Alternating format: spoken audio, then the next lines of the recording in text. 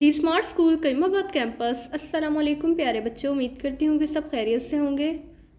खुशामदीद प्यारे बच्चों, आज हम पढ़ेंगे जमात अव्वल उर्दू की पहली किताब 5वें हफ्ते का चौथा दिन। मकासद बच्चे सबक के अख्ताम तक इस काबिल हो जाएंगे कि किताब की पढ़ाई जोड़ियों में करें। सबक 12 महीने साल के सफ़ा नंबर 51। तो प्यारे बच्चों, हमने अपनी पिछली वीडियो में सबक 12 महीने साल के की पढ़ाई की थी और किताब में सवाल जवाब लिखे थे। तो चलिए देखते हैं आज का हमारा टास्क क्या है। तो प्यारे बच्चों, सफ़ा नंबर 51 खोलिए अपनी उर्दू की किताब में।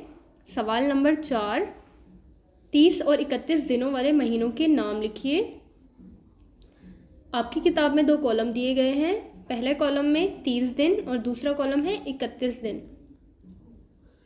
30 दिन, तो प्यारे बच्चों 30 दिन किस किस महीनों में होते हैं? अप्रैल, जून, सितंबर, नवंबर। और 31 दिन किस महीनों में होते हैं?